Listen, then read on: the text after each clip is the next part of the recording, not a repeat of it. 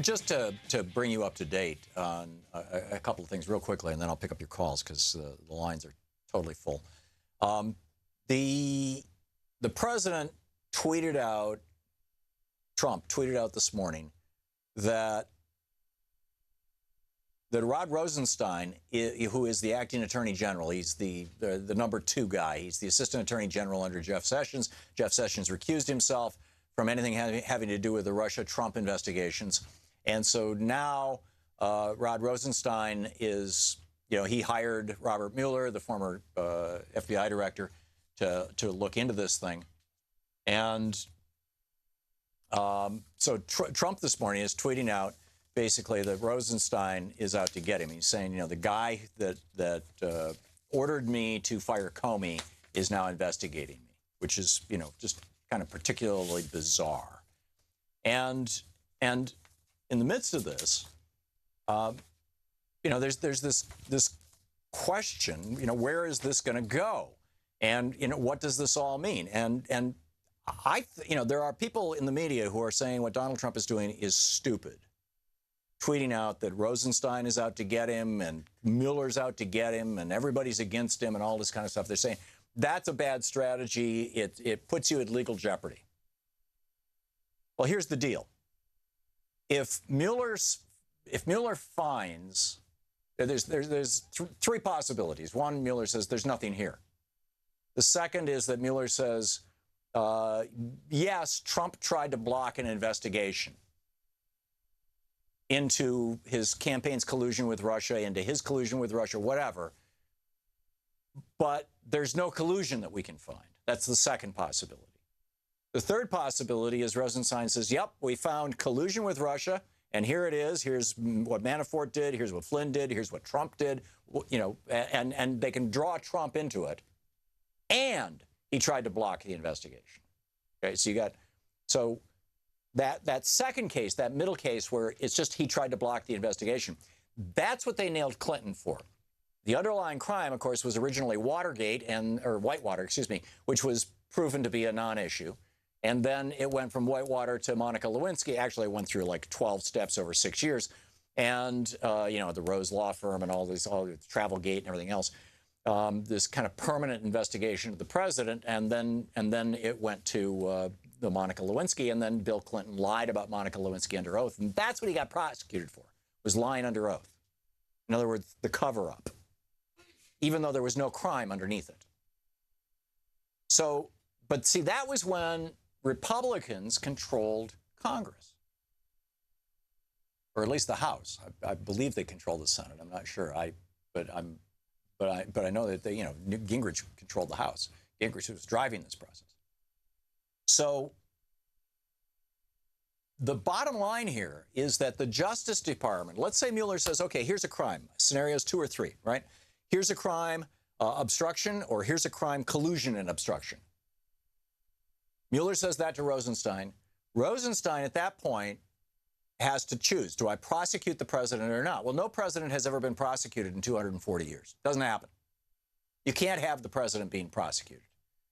Because he's the president. He's got all this stuff he's got to do. So basically, it's either you have to replace the president and then prosecute him, or not. And that replacement is the impeachment process, and that happens in the House of Representatives to begin with. The House of Representatives is controlled by Republicans. So ultimately it becomes a political process, not just a legal process. No matter how much legal jeopardy Trump is in, they can prove that he committed crimes. But if the House of Representatives will not offer a bill of impeachment against him, he's fine. Right? He can say, so what? And that's where I think that I'm trying to understand Trump's thinking on this and his legal advisors. And I think that what they're thinking is, okay, this may well end up being the kind of thing like the Bill Clinton scenario where you could be impeached. So let's start the political battle right now so that when the time for impeachment comes, the Republican base will be unified and they'll be saying to the Republican members of the House of Representatives, don't you dare vote for impeachment of Donald Trump. And if that happens, then Trump gets to skate by. So anyhow, that's what I think is happening. Mike Jollet, if I'm saying it right, Michael, Mikel, Jollett. There's an underscore between the two. Great tweet storm this morning. I retweeted it. He says, is the guy who got the Purple Heart, that he points out, first of all, that Trump is saying that, you know, Mueller's out to get him, et cetera. So he says, is the guy who got the Purple Heart then served 5 presidents, the one hurting America, or is it the guy who admires dictators? He's responding to Newt Gingrich's tweet. Mueller is clearly now the tip of the deep state spear aimed at destroying or at minimum undermining and crippling the Trump presidency. And then Mikel Jollet says, so one of the two things is either true. Either they are, Mueller is, you know, part of a deep state conspiracy, or Trump is lying. And the FBI, CIA, NSA know it because Republicans are covering for him.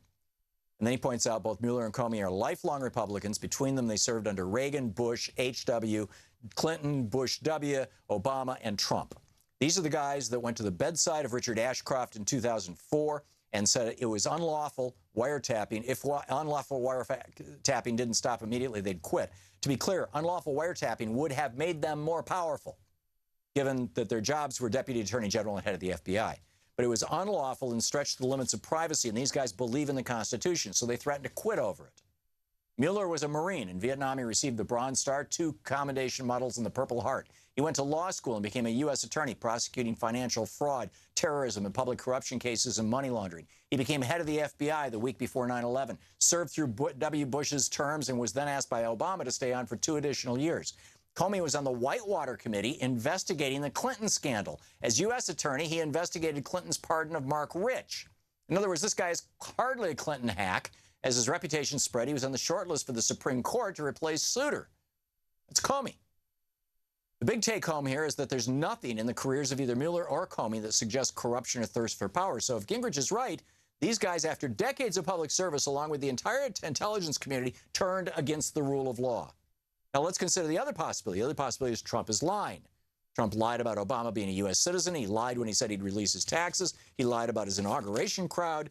He lied about 3 million illegals voting.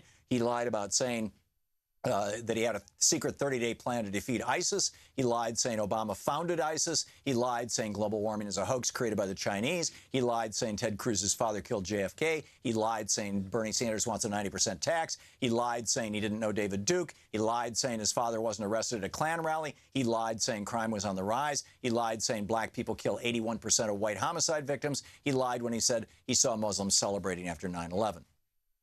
So who are you going to believe? Excellent. Anyhow.